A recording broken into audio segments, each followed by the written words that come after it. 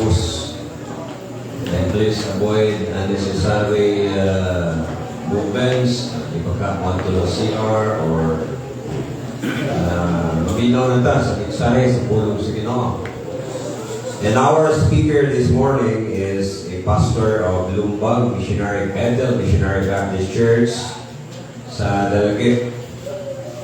And taas-taas na siya of experience. He was saved August 31 in the year 2008.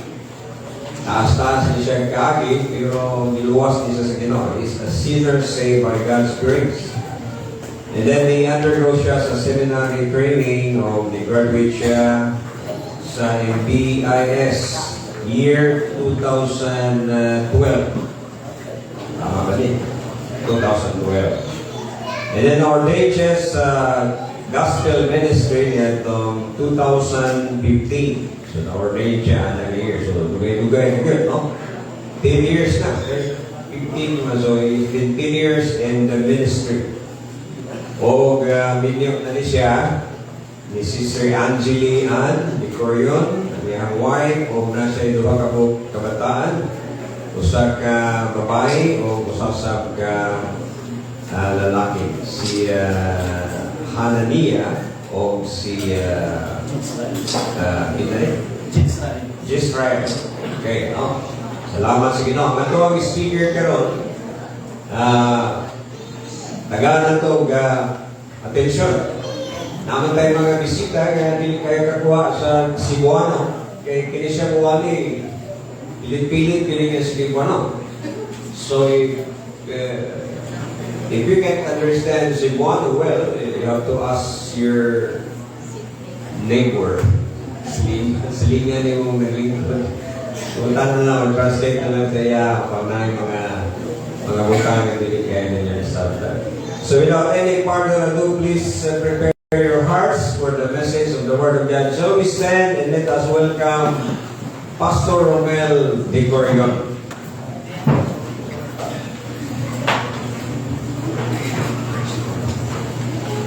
Magamputan. Ginong Diyos nga labing kamana, initak na sa tagon. Anda mo, Diyos, ang una-unang kasing-kasing sa pagpa-absorb sa mga pulong. Wow, Diyos, mga disturbances, mga pulong Ginoo, simple, iyan lamang namo masabtan. Ang balang Espiritu, mulihok sa matagusan na namo, labi na Ginoo, sa mga alagan, tinag-agad lamang sa mga gahong, hugiyan, ang mga pulong o Diyos, na pagawalingon, may mong nakong galamiton, alang sa mga napaminaw. Ang tanan ng bimaya, lamang sa pangalan ni Jesus. Amen. Amen. Balik sa paglingkod nga malipayan.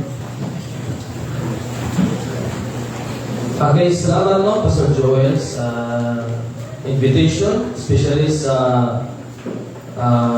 Main Galilea MBC, sa inyong mission emphasis, no? Na may aning ministry, sa rin na po nga privilege nga kita hibalo kung sa ka-importante ang pagka-mission minded. No? Now, tawag-langan mga kaigsunan, atong ablihan ang atong mga Bible is 2 Corinthians chapter 9, verse number 7 to 8. We will talk about for God loveth a cheerful giver. No? 2 Corinthians chapter 9, verse number 7 to 8. Una na ito ang uluhan sa pagpamalandong sa pulong sa Diyos, meaning ang kabuntagon mga kaigsunan. Ingon pa rin, every man according as he purpose in his heart, so let him give, not grudgingly or of necessity, for God loveth a cheerful giver.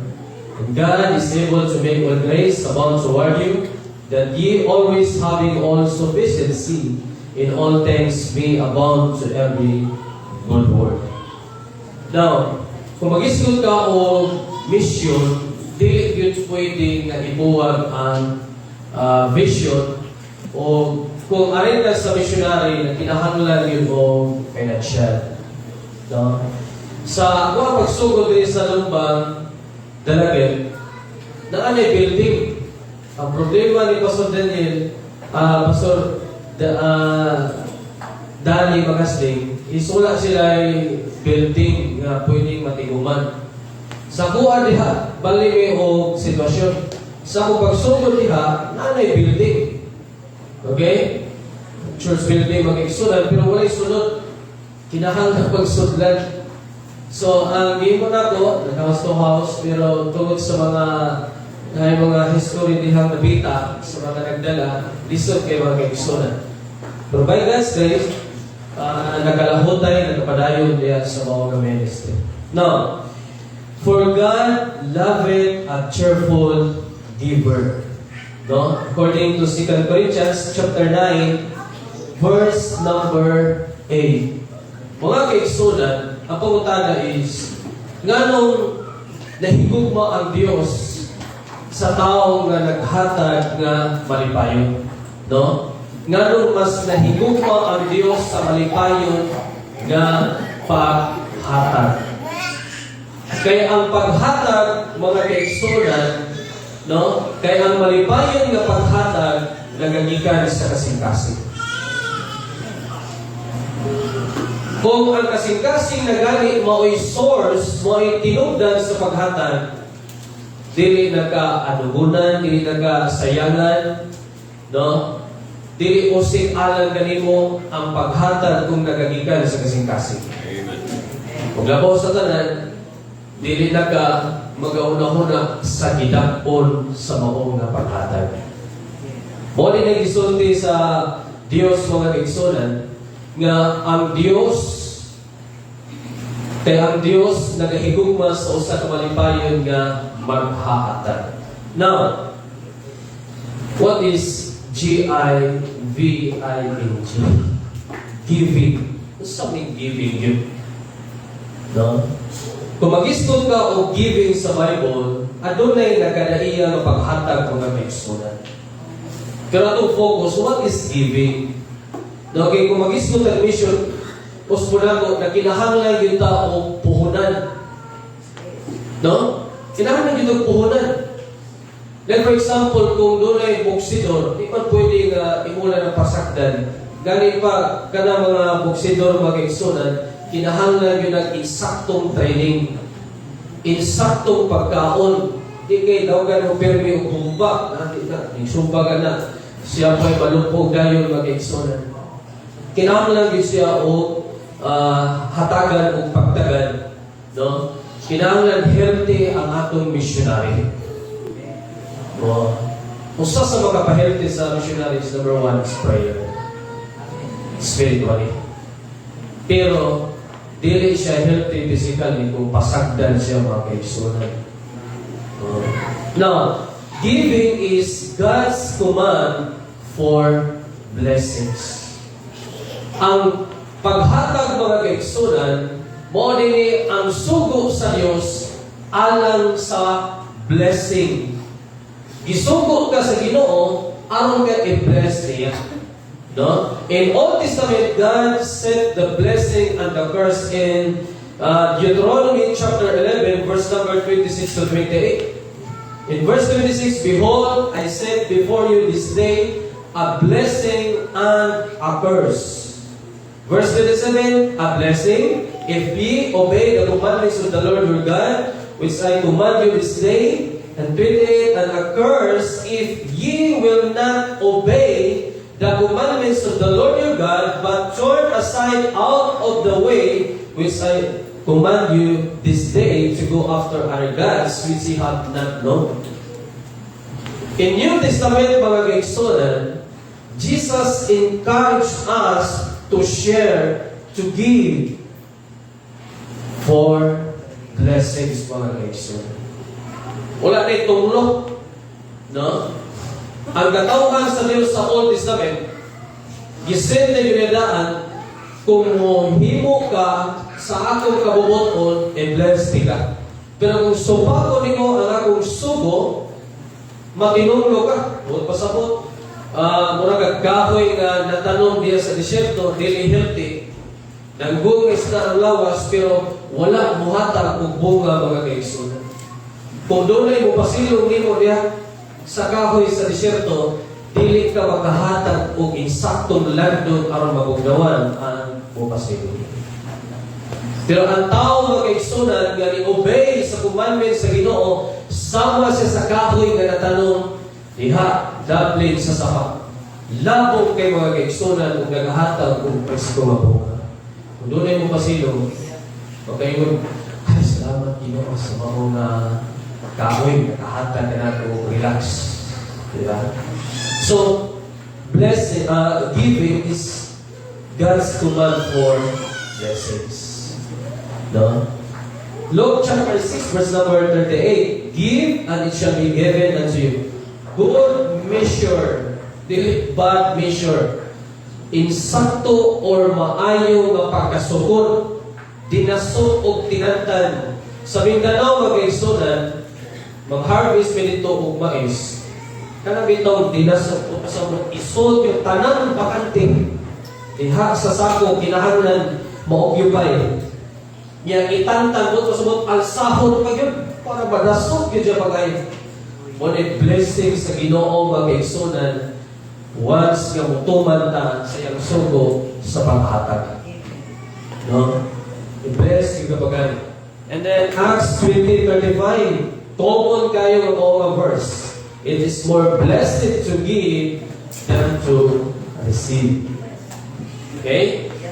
And then what is giving? Giving is God's command for blessings. And number 2, giving is an investment that never fail mga kaigsunan. Ang paghatag, investments din siya nga dili o dili yung ka ma-failure. Dili ka mapakyas. No? Ecclesiastes chapter 12 verse number 1. Akong basahon mga kaigsunan in Ecclesiastes chapter 11 verse number 1.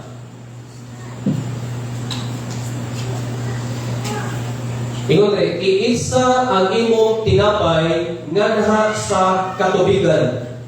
Kay ikaw makakaplag ni human sa daghang mga adlaw. Sulayan ko hindi ko magsimba pastor. Ang panigisa nimo diya sa tubig di ba mubunot? We expand siya. That is literal. Pero kung mag-isgot ka sa paghatag, diya sa ministry mag-iisunan, yakanta na yung showers of blessing. Kung absorb yung ang blessings sa mga kinabuhi. No? So giving is an investment that never fail mga kaigsunan. Dere sa kalibutan, daghang kay mga investors. No? Gani panagon mga nadugan nga mangutang sa bangko aron i-invest, magtukod og building, paglinog, nag-collapse, bukag, ang mao nga investor naghigog mga kaigsunan. So daghang mga nag-invest diri sa kalibutan, pero why kasiguruhan? Wala sila makasiguro no kung sa sugal pa ang pag-invest mag-igsunan giingon ana nila, hala ni paseleksyortihon ko. So why kasiguruhan kung mag-invest na diri sa kalibutan? Pero ang investment mga kaigsunan nga dunay assurance mao ang pag-invest sa ministry sa Ginoo. That's right. So diri sa libutan, wala tayong kasiguruhan kung mag-invest ka. No? Ang uban, mangutan, ang luli ka-invest, pero wala yung kasiguruhan. So, investment that never fail is an investment for God's ministry, investment for God's glory. Kini nga itong gihatag mag-igsunan diya sa ministry. Investment na mo para sa Ginoo. No? Mamito na pag-iwan sa Bible, for God loveth a cheerful giver. Once ka mo hatag ka niya sa ministry, alang sa kamayaan, di ka mapakyas, mubalik yun na sa imong kinabuhi. Ingna kong bagako na pastor, kung dili na may tabo sa imong kinabuhi. May tabo, ginay? No? Nga naman, pro proven and tested na sa Bible mga kaigsunan. Sa Macedonian churches, ang ilahang kahimtang dili sama sa atong kahimtang. Bintahan na gani karon, pwede ta magpapamasahero online lagi Pastor Ken. O ibog na lang. Sa una sila panahon mga kaigsunan, no, dili mo mahulagway kung unsa yung ilahang source of income kanitong panahon. Pero si Apostle Paul nag-testify siya kung unsa sila ka-giver, no? Wala mahimong babag ang ilang kahimtang sa paghatag. Right. Galing pa nagayon si Apostle Paul, wa ko magtuo nga ingon ani sila ka-giver. Kaya nakakita si Apostle Paul kung unsa ang ilang kalisod, unsa ang ilang kapobre, pero lahi sa gipakita nila ngadto sa apostoles. Nagayon si Apostle Paul nga, ako ni mutambang nila kay mas bintaha pa ko. Sila may hinuoy niya. Labo sa tanan na amaze siya mga kaigsunan tungod kay matod pa pwede pang imuning dawaton aron makatabang ni sa mga balaan alang sa mga missionary, alang sa buluhaton sa Ginoo. Di ba? Nag-iingon siya nga, yaman ang mga tawahan kasing kasi ito. Di ay mga kaigsunan ng sekreto, unas na na ilang ihatag ang ilang kasing-kasing diya sa ministry sa Ginoo.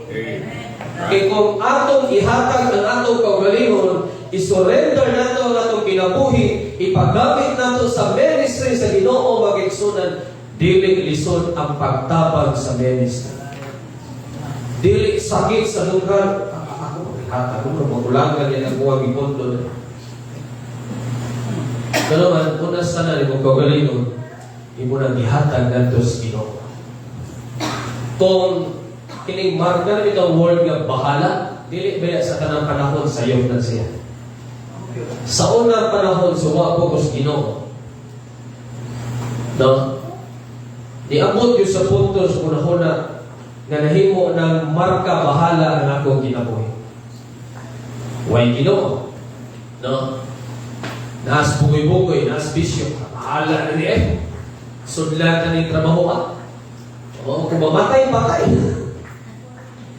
Pero lahi sa dihang naka-eskwela ko rin seminary, naka-mission ko, niabot yun sa punto na, Lord, ikaw na'y bahala sa akong kinabuhi.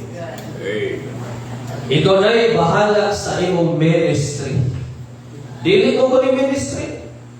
Ganong mahadlog, ganong mabalaka mga Ginoo. Matod pa si mga pulong, ingon si Apostle Paul, i-provide niya ang tanan mo mga paginahanglan. So, Pastor Kim, kung nagkinahanglan ka kasawa, God will provide. No, tanan. Ako, sultihan na mo, Pastor Kim, sultihan natin ka dito, maging plano, gamin yung sultuhin.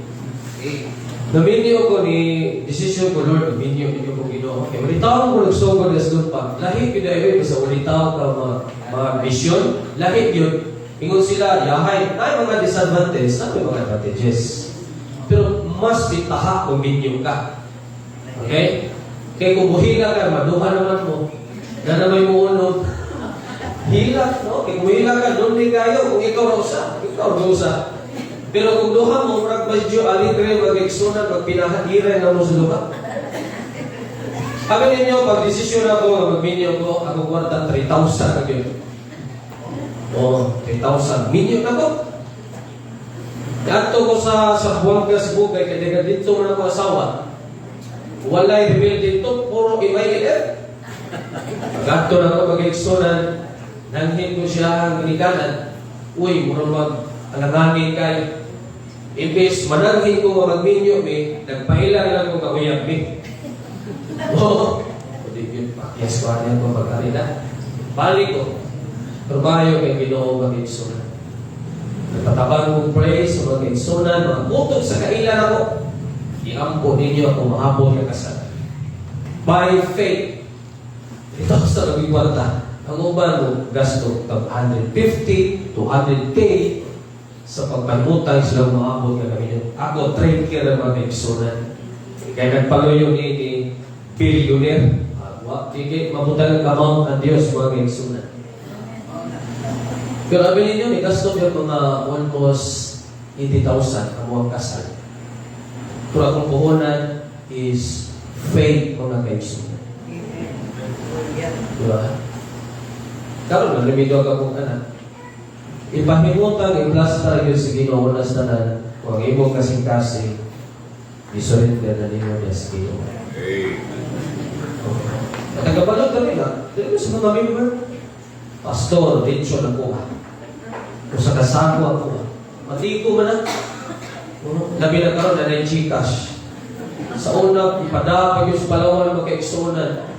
Yung maabtay na sa cut-off, mag-google ka pagayo. Sa ako na rin yung maabog kagasan. Nag-detail yung magkaiksunan, mga worth of 30,000 siguro to. Ginay, ihatag ako 50,000. Nagtuho ko, mundugang o 15,000. Ibuha man din eh. 5 kasal na gigasamit. Huna-huna ako sa bayro na. Padero men, igugma kanimo si Sister Angel. Yes, pastor, pero huna-huna, utang. Sa ako lang. Pero maayo kay dito mag-exoda. Lumas ang kasal, ako ni sobre. Inipalit pa sa ginawa. Ni sobra pa. Kadawang tututo. Ingon anak ang Diyos na mo bless mo. No? So, Ecclesiastes chapter 11 verse 1, cast thy bread upon the waters. Sa daging mo ng gisa, ayaw na problemahan na. Ayaw na pagunahuna ng musik sa'yo.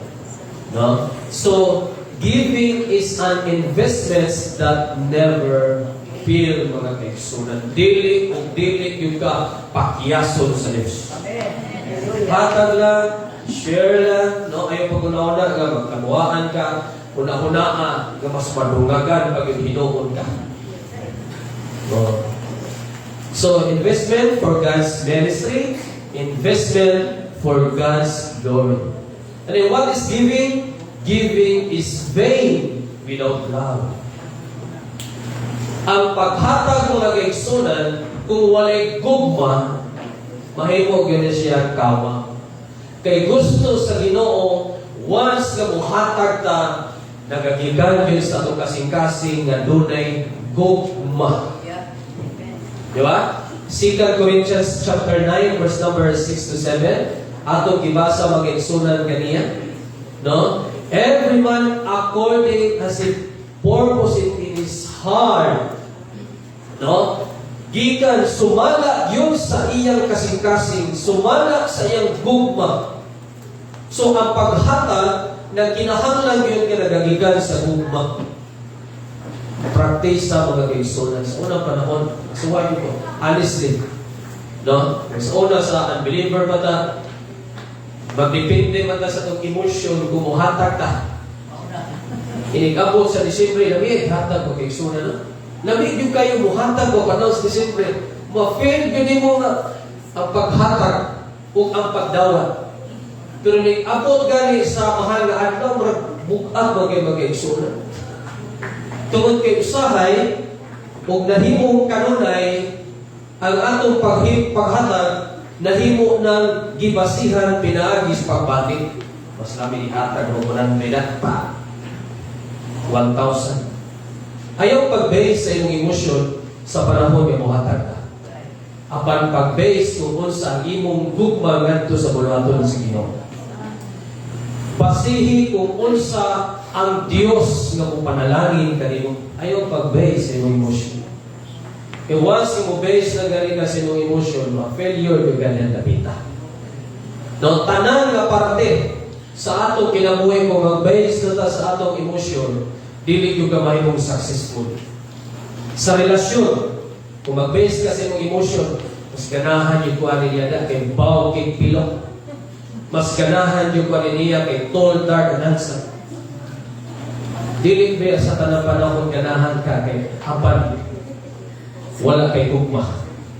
No, dili man sa tanang panahon nga giganahan ka kay nahigugma ka. Nya dili po sa tanang panahon ang ihatag sa Ginoo ganahan ka. Sa unang panahon, sorry pa ako, ganahan ko babae straight yung buhok. Pero ihatag Ginoo ulo magbuhok. So dili gid tanang panahon nga gusto nimo mo ay matuman. No, ayaw yung paghimong standard na imong kinaugalingon kay resulta na substandard yun mga kaigsunan. So dapat nagkagikan sa kasing-kasing. Mo ginay standard sa Ginoo sa blessing, no, sa paghatag. So giving is vain without love mga kaigsunan. Pwede kang makahatag bisang pagpila ka milyon, pila ka thousand, pero lisod kayo ang pagpakita sa paghatag ng unay ugma. Di ba? Kita mga young people, no? Usahay, mag-base ka sa itong emosyon. Ayaw pag-base sa emosyon, kaya kung mag-base ka sa emosyon, bubutang yung kang amount. Pero kung mag-base ka sa imong kasing-kasing, hindi na ka magbutang ng amount mga kaigsunan. Nga naman, tulog kayo, base na ka sa imong kasing-kasing. Okay? And then, giving is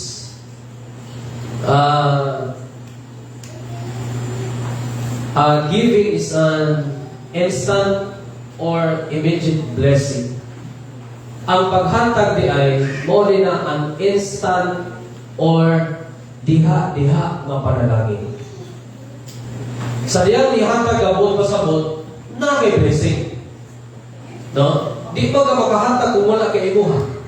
So, ang naagi mo, that is blessing na imong gihatag. No? Then, for example, mga kaigsunan, diya sa Acts 20 verse 35, it is more blessed to give than to receive. It means, sa panahon nga ihatag ka, mauna na ang panalangin kaysa dinawat mga kaigsunan.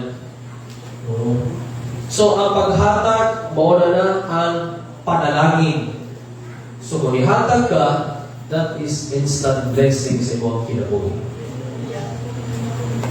What is blessing? What is giving? I mean, no? Giving is natural for the giver. Ang paghatag, mga kaigsunan, natural na lang na sa mga maghahatag. Natural na lang na sa mga giver. Pero alang sa mga dili manghihatagon, para nila mag-igsunan, katingalahan nila na itabos ng ginagawa. So, inumdum mo sa mga Parisiyo, once na muhatag sila, kinahanglan makita sa mga mata. Para nila, katingalahan ng paghatag. Milagro ang paghatag. Pero alam nato mga giver na, kinagagigan sa kasing-kasing, natural na lang na para nato. Matthew chapter 25, Matthew chapter 6, verse number 1 to 4. Matthew chapter 6, verse number 1 to 4. Pagmangon, ang Bisaya, sa basahan sa Bisaya, naman sa screen. Pagmangon, nga gamon dili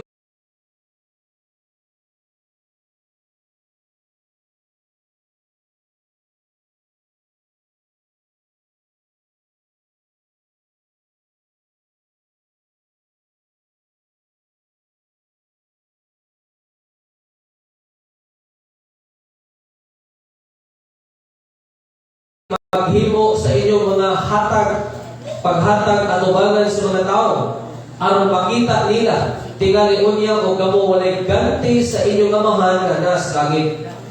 Busa sa dihang ikaw nagahimo sa imong mga paghatag, ayaw pagpatingog og trompeta sa atubangan mo. Ingon sa gihimo sa mga tigpakaron ingnon mga Parisiyo, diha sa mga sinaguga, sa diha sa kadalanan, aron sila magabaton og himaya sa mga tao, sa pagkatinuod ako mag-ingon ganha kanimo o kaninyo, sila nagabaton na og sa ilang ganti sa mga tao na mag-igsoon.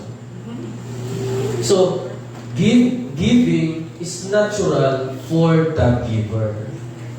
So, kung alam kanimo ang paghatag, bukas sa munduhan. Kung alam kanimo ang paghatag is murag milagro, bonay pangayuas Ginoo mapigsunan. Lord, tabangin ko Ginoo nga makakapon ko sa paghatag nga natural na alang kanako. Tudluin ko Ginoo, hatagi ko kasing-kasing nga muhatag nga inubanan o kalipay. No, sumala sa to ang teksto mag-igsunan. So let him give not grudgingly. No, dili pinugos, dili kay napugos na ikaw magahian mo sige kag tunayo na kuda black tikaros or of necessity. No, dili kay nihatag na tungod kay nanginahanglan ang Dios nimo, kundi nihatag ka tungod kay doon nagigugma sa ministries nimo. So giving is natural for the giver. Acts chapter 2 verse number 44. Tanawa ang katawhan sa Dios kaniadtong panahon. Acts chapter 2 verse number 44 to 47. Yun rin. And all that believe were together and had all things common. O ang tanan nga ito na nag-uban o ang tanan mga butang giusahan sa panag-iya. No? Ang tanan butang nila giusahan mga kaigsunan. Verse 45, o mibaligya sa ilang mga gipanag-iya, o kaptangan o mibahin kanila ngadto sa tao, sumala sa gikinahanglan sa matag tao. Ilaw kasing-kasing ang mga tawahan namin. No? Ilang yung ibaligya ang ilang mga kaptangan aron sa pagtabang sa buluhaton sa atong Ginoo. No, kung wala pa na sa atong kasing-kasing karon, sugda nato karon. Isa man ay iPhone niya, iPhone 14. 14 di ba? No? Balik yan. Ay, pag-ingana ka so. Abi ninyo mag-eksonan na yung mensahe ni Pastor Joel sa una na nagkakon yung ba? Ana siya na kining ang pinaka-the-best daw nga paghatan ka na pinaka-paborito ni mo. Di mo ihatag ba? Nalaib ka. For example, ako yung t-shirt, may ukay na ito siya, pero ganahan yung ikwato. Naib ka sa usaga sa seminarya dali. Ilan ko isulti ni Pastor Lubang siya. Water yan. Tutag t-shirt ni mo ngayon, no? Gusto ka? Ako sa nakapanik, ako yung gihatag mag-exuna. Isuna yan, gano'n ko. Pero, nasubo ko sa akong gihatagan, gihimo ka niyang trapo. Pila ka na nakita na ako diya sa dahil sunod siya kwarto. Akong giyab-yab ako. Ano yung t-shirt gihatag? O, ako ginipunutan na siya. Nahimo ka itong trapo. Tungod din, na siya ay rason mag-exuna. Sa tanaw yung rason. Ang ginagawa niya, ako alam kong gimaling sulong. Yung paborito na ako. So, doon ay mga parts sa itong ginagawa na kinahanglan mo tubo o growta diya sa giving mga kaigsunan. Sa una, magpanaganag ang hatag ng 500. Pero once na musulayan na mo, mapara ni sa ministry sa Ginoo, mahimo na 1,000 mga kaigsunan. Diba? Sa una, kita mga yung people, sikat na muhatag ko 50. Kaya pang-loan na ni, unlimited na ni, unlimited text na ni. Pero karoon yung isakripisyo para sa ministry sa Ginoo. The more kang mo grow, the more ka mo mature po. So, natin maturity ang giving mga kaigsunan. So, giving is natural for the giver.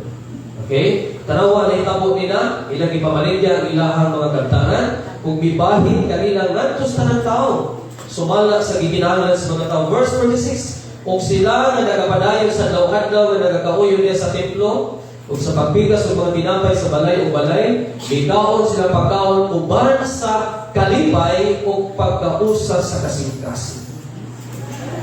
Kung siya resulta, na nagadayag sa Diyos o nagabaton o pabor sa tibuok katawhan o ang Ginoo bidugang ngadto sa iglesia sa adlaw-adlaw niadto mga nangaluwas.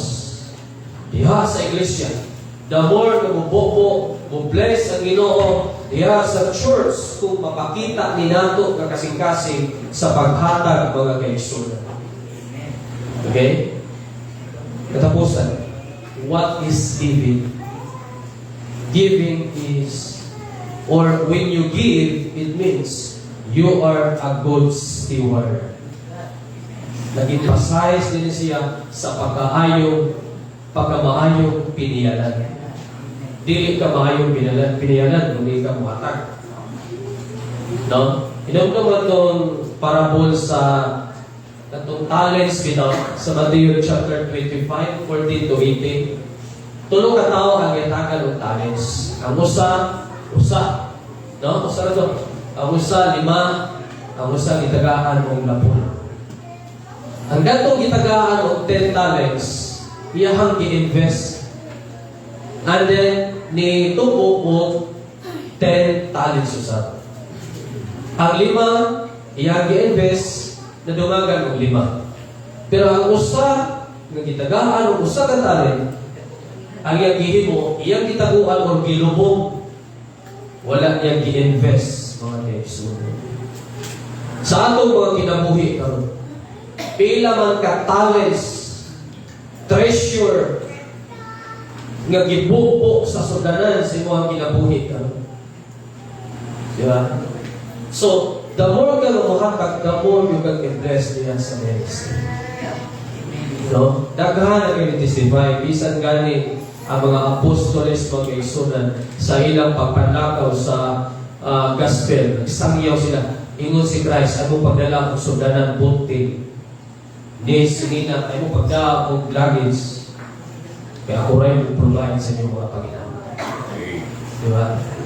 So, alang sa mga missionary, kita mabalaka, kita mag-uol, yung ganit o kahintang karon, yung ginoon, dili buta sa itong kahintang, o dili pumul sa itong mga pag-apo. Ang Diyos, magpapanalangin, kanatutanan, pag-aputa. Kanimong nagitlo, balaan, gamahanan ng mga Diyos, sa mga pulo, kanapalayan ka, ang paghatag kayo, Diyos. Sugo, di mo kini, ang kami imong panalanginan. Ang paghatag kayo, Ginoo, investment din na dili ma-failure sa mga kinabuhi. Tabangi kami, O Diyos, na mahimo ang among paghatag, adunay gigugma, adunay gikalipay. Makaton kami sa paghatag, O Diyos, na nagagikan sa gugma. Ihatag ka na mo, O Diyos, ang kasing-kasing sa pagkamanghatag. And then, Lord, salamat sa imong mga pulo. Na panahon di ay namuhatag kami, maunay na ang instant blessing na muhang angkot. Kung salamat, Lord, na nakakon kami sa paghatag, natural na lang namo, O Diyos, ang paghatag diya sa imong ministry, ang pagtabang diya sa imong buluhaton. Kung salamat, O Diyos, na nahimo kaming maayong opinyanan. Diha sa mga butan, ngayon mo ang i-entrust ka na. Diinin mo ang iglesia sa Minglanilla. Ang tanan mga involved, diinin mo ang ministry. Hindi ka ni Pastor Joel, sa iyang pamilya, sa mga deacons, sa mga men, mga ladies, mga young people, Ginoo. Ihatag ka na mo ang kasing-kasing sa pagpalampo diya sa iyong ministry, sa paghatag, Ginoo. Aron makapot na mo ang goal sa mga buluhaton, sa imuhang buluhaton. Ang mga bishop, Ginoo, niining mo ang iglesia. Sayod kami, gamaangkod kini, pinahagi sa imuhang mga pagtagpo, Diyos. Sa mga missionary, magalikod ka na mo, nga mulantaw kami sa imuhang pagkagamahanan, kung dili na mo gantaon tutukan ang among mga kapakyasan. Ang tanang himaya, imo lamang sa pangalan ni Jesus. Amen. Ibalik sa Pilipinas.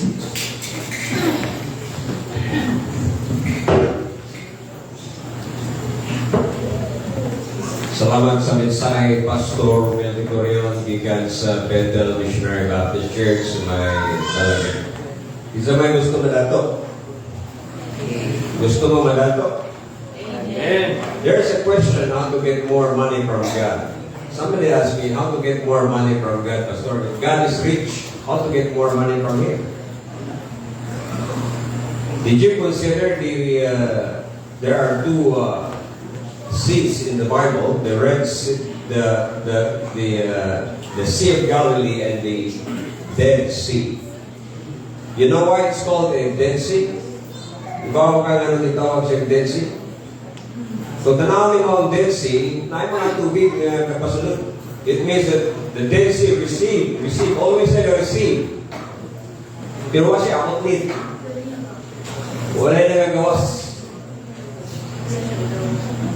Gitawag siya Dead Sea. In fact, pinakaubos na level sa tubig is the Dead Sea. Wala ko yung makita rito nga buhi. Wala yung makasurvive.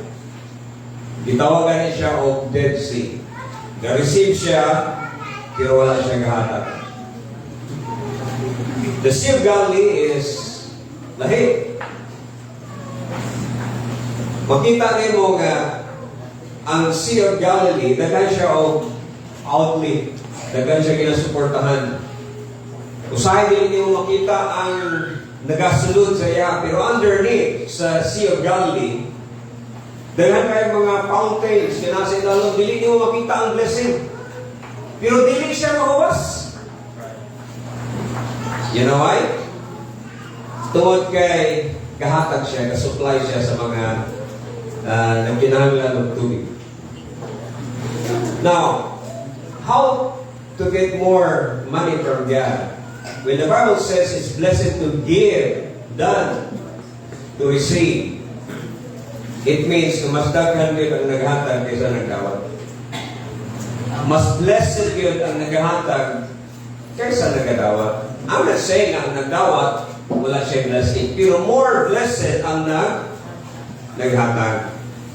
So karon nga buntag, kay mukulik man tao mission pay promise. And I promise also to our missionaries, mga pastor 3, I will be treating them into a dinner meal this evening. Pero dili ako magasto. And praise the Lord, I have the money already. Ang problema lang nga pa sa inyo kitaka. So you have to give. It is more blessed to give than to receive. How to get more money from God? Walay investment nga walay return, basta ang investment yatang nato sa Ginoo. When we say investment, na yung ROI, return of investment. Kinsa may napobre tungod kay naghatag siya o nag-support sa guluhaton sa Ginoo. Walay napobre rin na nag-support sa guluhaton sa Ginoo. Gi-increase sila sa Ginoo. Gi-bless sila pagkayo. Remarkably, na yung mga events sa muhang life, yung usahay gani, wala ni mo gi-expect, pero gihatag sa Ginoo sa iyo. Di ba? Wala ka nag-expect. Namay ni Abu. Milagro. It is because God knows. God knows the heart. Nagkaroon, hindi ko mag-imo bagong wali. Nag-encourage lang ko, mubasa karoon ang offering bag. Ako yata ni Brother Sam. And thank you very much, Pastor Romel, for encouraging the church and the people around here, the believers. And that motivation, naka-encourage sa mo ang mas mo invest dili lang sa mo life para sa Ginoo mo dili bisa na nga mong pitaka mo ni i-invest ko diya sa guluhaton sa Ginoo. Kadung naman mo sa mga testimony sa ato ang mga missionaries. Oh, lisod kayo. Si Brother Baldo, lisod kayo. Brother Nani, lisod kayo. Salamat po ni Brother Ken, kaya i-reveal yun niya ang nasa niyang heart. Gusto rin yung baba para rin. Ganyan sa Kilosa. Ay nagkabalaga kay Brother Romel, Pastor Romel, 3,000 na. Kaya naman yung mga haber rin. God will provide na. Ang Ginoo mag-provide na. Brother Dundun yun na, provide naman po. Nakaroon, ako yakap din ni Brother Sam, paghatag sa official nga announcement sa Tuwa Wakari.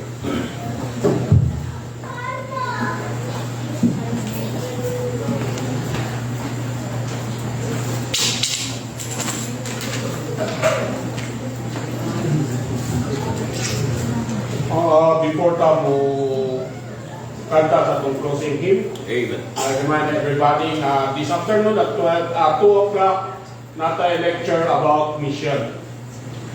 Kung hindi mo gusto nga mo uli, naara tayo lunch na provide sa church. So, para pang alaga o pagsimba sa tibok adlaw ni katong mission faith emphasis na kitay lecture. Panguluhan kini ni Pastor Marlo Tagulo sa Calvary Missionary Baptist sa Talisan. So natay lecture, 2 o'clock in the afternoon. Amen.